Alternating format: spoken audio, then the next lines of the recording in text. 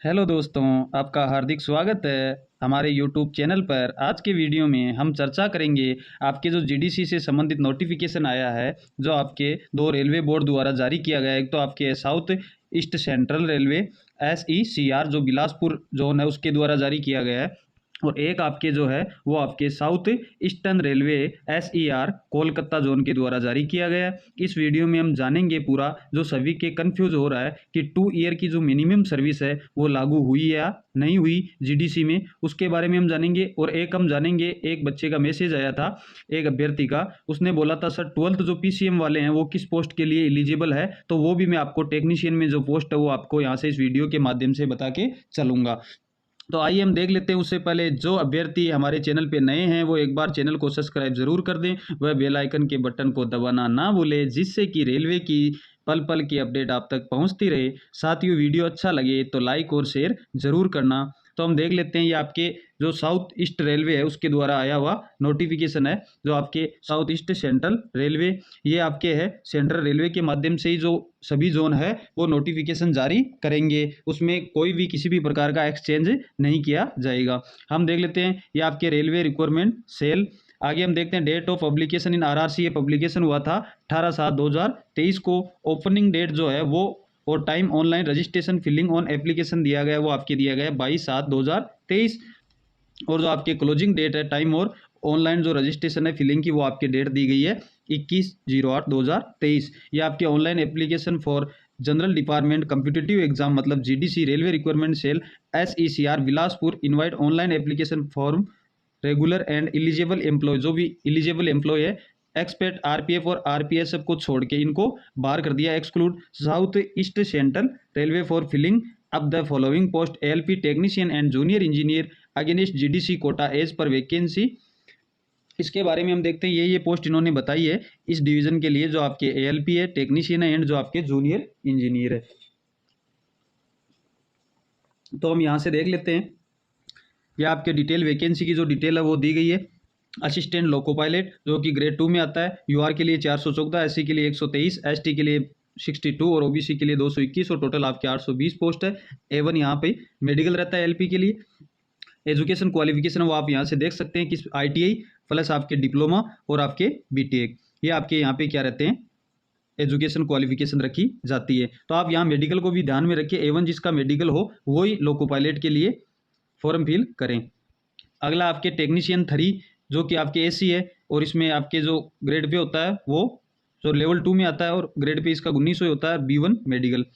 Technician है आपके TL train lighting, जिसका भी मेडिकल B1 है, और ये आपके सामने दी गई ITI प्लस 10 पास है वो आपके सामने दिया गया है। यहाँ से हम देख लेते हैं जो आपके 12th के लिए पोस्ट आती है उसके बारे में हम जान लेते हैं। ये देखिए आप यहाँ से, ये आपके BSSC के लिए भी है, physics electronics computer science information technology, इसमें जिसने BSSC की है उसके लिए है टेक्नीशियन फर्स्ट सिग्नल के लिए। ये आप B1 जिसका मेडिकल है उसके लिए टोटल पोस्ट आई है 17। तो जिन्होंने BSSC की है और वो भी किससे, फिजिक्स से, इलेक्ट्रॉनिक्स से, कंप्यूटर साइंस से, या इंफॉर्मेशन से, टेक्नोलॉजी से और इंस्ट्रूमेशन से जिसने की है, उसके लिए यहाँ पे आप एलिजिबल हो। तो BSSC वाले भी इसमें एग्जाम फॉर्म फिल कर सकते हैं ALP और टेक्नीशियन का। ये आपके जो टेक्नीशियन थर्ड सिग्नल और टेलीकॉम, ये जो दो वैकेंसी होती है जिनमें मेडिकल स्टैंड होता है V1 और इसका भी लेवल 2 होता है टेक्नीशियन थर्ड के लिए। हम देखते हैं यहाँ पे आपको देखिए दिया गया ITI प्लस है और आपके 10th + 2 with physics and math, मतलब PCM वाले विद्यार्थी इन दोनों पोस्ट के लिए एलिजिबल माने जाते हैं। तो PCM वालों के कंफ्यूज था, वो पोस्ट मैंने आपको बता दी है। अगर आप जिस भी जोन से हो और वहाँ पे ये वैकेंसी आती है सिग्नल की और टेलीकॉम की, तो आप इन दोनों में फॉर्म फिल कर सकते हो, और उसमें दिया हुआ रहेगा 10th + 2 दोनों में देखिए दिया हुआ है। अगर आपके पास ITI और 10th है, नहीं है ITI, तो आप 12th वाले भी यहाँ पे फॉर्म फिल कर सकते हैं। आगे हम जो सर्विस का है वो देख लेते हैं। ये आपके पूरी टोटल पोस्ट है वो आपके सामने दिखाई गई है। ये आपके जूनियर इंजीनियर के लिए पोस्ट आ गई B1 A3। आपको मैं एक बात बता दूं, यहाँ पे लास्ट स्टेज होता है वो सेफ्टी कैटेगरी के लिए B1 मेडिकल से नीचे कोई भी मेडिकल नहीं लिया जाता। तो जिनका B1 मेडिकल है, B1 मेडिकल का स्टैंडर्ड इससे ऊपर है, वही इसके लिए एलिजिबल होते हैं। जूनियर इंजीनियर आपके दिए गए JEE के लिए, ये आपके टोटल पोस्ट है JEE के लिए 64 वैकेंसी, जो अलग अलग डिपार्टमेंट के लिए अलग अलग दी हुई है। यहाँ से हम देख लेते हैं information, introduction, online registration, submission of application. तो इसके लिए जो आपके साउथ ईस्ट सेंट्रल रेलवे है SECR बिलासपुर ने क्या कहा है, इन्फॉर्मेशन दी है कि candidate should be a regular employ, complete minimum 2 year service in requirement grade and successfully completed periodic of provision. मतलब इन्होंने बताया जो प्रोविजन काल है 2 साल का मिनिमम सर्विस है वो इन्होंने यहाँ पे लागू की गई है of south East Central railway. ये आपको मैं बता दूं स्टार्टिंग में GDC के लिए इन्होंने ही लेटर निकाला था, इन्होंने ये सजेशन मांगा था कि 2 साल या जितनी भी लिमिटेड सर्विस है, मिनिमम सर्विस है, वो GDC कोटा में लागू की जाए, और इसने नोटिफिकेशन में 2 ईयर्स है वो लागू भी कर दी है। हम देखते हैं यहाँ पे फॉर द ऑनलाइन एप्लीकेशन, ये आपके पूरा दिया गया है कि आप इस साइड पे जाके पूरा एप्लीकेशन है वो सबमिट कर सकते हो। तो हम जो दूसरा नोटिफिकेशन आया है उसके बारे में यहाँ से जान लेते हैं। बाकी अगर आपको जानकारी चाहिए किसी भी प्रकार की तो आप कमेंट बॉक्स में ज़रूर बता दीजिए, मैं आपको उस पर वीडियो बना के डाल दूंगा। तो हम अगला देख लेते हैं जो आपके सामने है।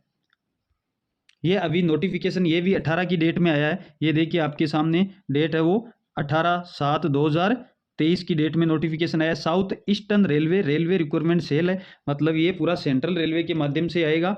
और हम देख लेते हैं वेबसाइट आपके सामने दी गई है।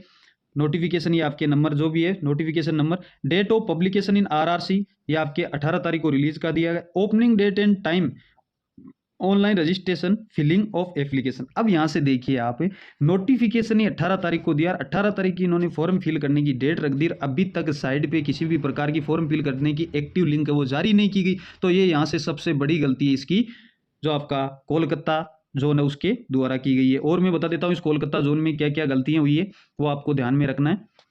अगला हम देखते हैं assistant loco pilot A1 medical है। इसमें आपके टोटल जो वैकेंसी है वो दी गई है 349, मतलब 349 वैकेंसी है वो दी गई है। यहाँ पे PWD यहाँ पे आपको लिया ही नहीं जाता, आपको पता है PWD के लिए 0 है ALP में, क्योंकि कोई भी किसी भी प्रकार का विकलांग कोटा नहीं होता। Technician third electrical train lighting. अब देखिए ट्रेन लाइटिंग में आपके मेडिकल था वो उस जोन में जो आपके साउथ ईस्ट सेंट्रल रेलवे था वहां पे आपको B1 मेडिकल दिया हुआ था। क्या दिया हुआ था? B1 medical. और ये सही है, रेलवे जोन ने जो सेफ्टी कैटेगरी है उन्हीं की जो खाली पोस्ट है उसके बारे में डिटेल मांगी है, तो इन्होंने यहाँ पे B2 मेडिकल दे दिया। B2 मेडिकल होता है वो सेफ्टी कैटेगरी के अंतर्गत नहीं आता, या B2 जो स्टैंडर्ड होता है पोस्ट के लिए वो पोस्ट होती है वो आपकी सेफ्टी कैटेगरी के अंदर नहीं ली जाती। तो ये आपकी इसकी जोन की जो दूसरी गलती है, B2 मेडिकल यहाँ पे दे दिया गया है। तो इस नोटिफिकेशन में बहुत ज़्यादा गड़बड़ियाँ की गई है, तो आप यहाँ से देख लेना, वापस साइड पे ये नोटिफिकेशन है वो दोबारा भी जारी किया जा सकता है। ये यहाँ पे आपको जो सिग्नल वगैरह है वो आपके दिया गया है, टेलीकॉम है। तो आपको मैं बता दूं ये जो वैकेंसी है 5 नंबर पोस्ट है ये आपके BSSC वालों के लिए भी एलिजिबल है, और ये जो है वो आपकी 2800 ग्रेड पे में होती है। कितने में? 2800 ग्रेड पे में होती है। तो यहाँ से आप, और जो लेवल होता है वो इसका 5 लेवल होता है सीधा, तो BSSC वाले ये पोस्ट है इस पे फॉर्म फिल कर सकते हैं। और हम देखिए टेक्नीशियन 3 सिग्नल और टेक्नीशियन 3 टेलीकॉम, मतलब 6 और 7 की जो पोस्ट है उसमें 12th PCM वाले अगर B1 मेडिकल है तो 12th PCM वाले क्या कर सकते हैं? फॉर्म फिल कर सकते हैं अपने जोन से। तो ये वैकेंसी आप देख लेना। आगे हम चलते हैं, आपके जूनियर इंजीनियर की जो वैकेंसी है देख लो, सभी में दिया गया A3 A3 B1 A3 A3, केवल B2 है वो एक ही पोस्ट पर दिया गया है जो कि B2 सम्मिलित नहीं किया जा सकता। अगला है गुड्स गार्ड या ट्रेन मैनेजर। पहले गुड्स गार्ड नाम होता था 2800 ग्रेड पे, ट्रेन मैनेजर अब इसका नाम चेंज कर दिया गया है। मेडिकल स्टैंडर्ड इसका रहता है A2, पे लेवल इसका होता है 5, और आपको UR के लिए 107, SC के लिए 32, ST के लिए 16 और OBC के लिए 57, टोटल आपके 212 पोस्ट यहाँ पे निकाली गई है। यहाँ पे हम देख लेते हैं मिनिमम सर्विस वाला। तो देखिए ये आपका मेडिकल स्टैंडर्ड आ गया।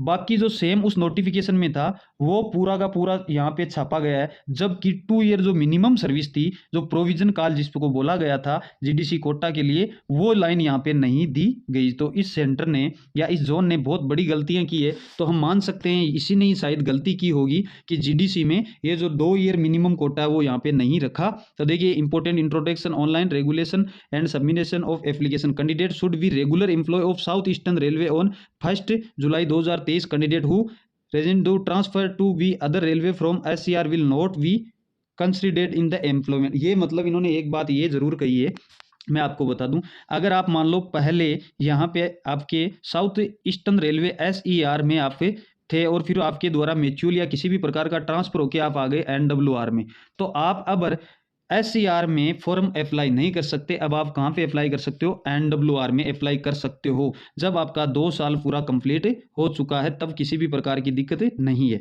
तो आपकी ये SCR है, ये SCR में आप यहाँ पे आपका ऑनलाइन ट्रांसफर हो गया है, म्यूचुअल ट्रांसफर या किसी भी ऑन रिक्वेस्ट ट्रांसफर है, तो आप यहाँ से जिस जोन में अभी मतलब अब ऑन ड्यूटी हो वहाँ से आप फॉर्म फिल, उस जोन में फॉर्म फिल कर सकते हो जिस पोस्ट के लिए आप एलिजिबल होते हो उस पोस्ट के लिए। जबकि आप जहाँ से ट्रांसफर होके आए उस जोन में आप जो फॉर्म फिल है वो नहीं कर सकते, और ये लाइन उसी के बारे में बोली गई है। तो यहाँ पे जो ट्रांसफर वाला है वो समझ में आ गया। अब हम मिनिमम सर्विस की बात करें तो मिनिमम सर्विस है वो south East Central railway SCR Bilaspur के द्वारा ही मिनिमम सर्विस का माना गया था, और इन्होंने नोटिफिकेशन में साथ में निकाल दिया 2 ईयर्स की जो मिनिमम सर्विस है वो रेगुलर। अब कई बच्चे हैं जो अप्रेंटिस है उनका भी मैसेज आता है, अप्रेंटिस जो टेक्नीशियन होते हैं उनकी जो ट्रेनिंग होती है वो 6 माह की होती है, तो उनकी जो परमानेंट ज्वाइनिंग है वो 6 माह के ट्रेनिंग के बाद की जो ज्वाइनिंग डेट होगी उस डेट को रेलवे परमानेंट ज्वाइनिंग मानते हैं। तो वहां से आपके 2 ईयर बाद में कंप्लीट होने के बाद आप GDC के लिए एलिजिबल होते हो। और अनुकंपा में जो ये ट्रेनिंग होता है वो 3 साल की होती है। कितने ईयर की? 3 साल की। 3 ईयर्स के बाद जब आपको परमानेंट ज्वाइनिंग दी जाती है तो उसके बाद आप 2 साल और मतलब 3 और 2 5 साल बाद के अंदर आप GDC कोटा की वैकेंसी में फॉर्म फिल कर सकते हो। और अभी वर्तमान में जो D ग्रुप के कर्मचारी आए हैं उनके पहले कोई भी परमानेंट ज्वाइनिंग जिस दिन ज्वाइनिंग होती थी वही थी। अब वर्तमान में 1 मंथ की ट्रेनिंग रखी गई और उस 1 मंथ के बाद आपको परमानेंट ज्वाइनिंग दी गई, उस डेट से आपको ज्वाइनिंग डेट मानी जाएगी और वही आपकी क्या रहेगी? ज्वाइनिंग डेट रहेगी। तो उस ज्वाइनिंग डेट से आप क्या कर सकते हो? फॉर्म फिल कर सकते हो। अब यहाँ से हम बात करें तो ये जो साउथ ईस्टर्न रेलवे है SCR कोलकाता है उसने इसमें 2 ईयर की किसी भी प्रकार की बात नहीं बोली गई है, तो अभी भी हम कंफर्म नहीं कर सकते। या तो आपके SCR की जो SCR है उसकी साइड पे वापस कोई नोटिफिकेशन, जितनी जितनी मैंने गलतियां इसमें बताई है तो 99% चांस यही बनता है कि इस जोन के द्वारा गलती हुई है और गलती के कारण ही इसमें किसी भी प्रकार का नोटिफिकेशन नहीं दिया गया है। साथ में वो उस लाइन को जो 2 ईयर की थी उसको स्किप कर दिया गया है। तो हो सकता है साइड पे इन्होंने अपना नोटिफिकेशन, आप चेक करते रहिए, सबमिट कर दे साइड पे तो वो नोटिफिकेशन आपको मिल जाएगा। तो ये थी आपके जो भी आपके 2 ईयर की कन्फ्यूज थी उसका सॉल्यूशन आपके सामने मैंने आपको बता दिया है। तो आप ये कन्फर्म भी नहीं है कि इसने गलती की है या आपके साउथ ईस्टर्न सेंट्रल रेलवे ने की है, दोनों में से एक को जो भी गलती हुई है उसको वापस सुधार करना होगा। अन्यथा ऐसा नहीं है कि कोलकाता वालों में ये लागू है और जो बिलासपुर में 2 ईयर लागू है और कोलकाता वालों में लागू नहीं है। तो ये आपके एक ही जो सेंट्रल रेलवे उसके द्वारा नोटिफिकेशन आएगा तो उनके द्वारा भी ये चर्चा की जाएगी पूरी। अगर जो नियम लागू होगा वो सभी जोन के लिए सेम नियम लागू किया जाएगा। तो अभी जितने भी अभ्यर्थी है न्यू है या जो 2 ईयर्स कंप्लीट हो चुकी है जिनकी सर्विस, सभी को तैयारी करनी है। तो अभी जो मेन नोटिफिकेशन आया है उसमें नोटिफिकेशन साइड पे डाल दिया जाएगा। हम देखते हैं जैसे जैसे नोटिफिकेशन आया है, और पूरा जो नोटिफिकेशन है वो आपको मैं बता दूं 23 अगस्त से 24 अगस्त तक के जो भी नोटिफिकेशन है वो पूरे साइड पे फिल कर दिए या सबमिट कर दिए जाएंगे। तो हमको 24 तारीख को कंफर्म पता चल जाएगा कि क्या जो है वो मिनिमम सर्विस रखी गई है।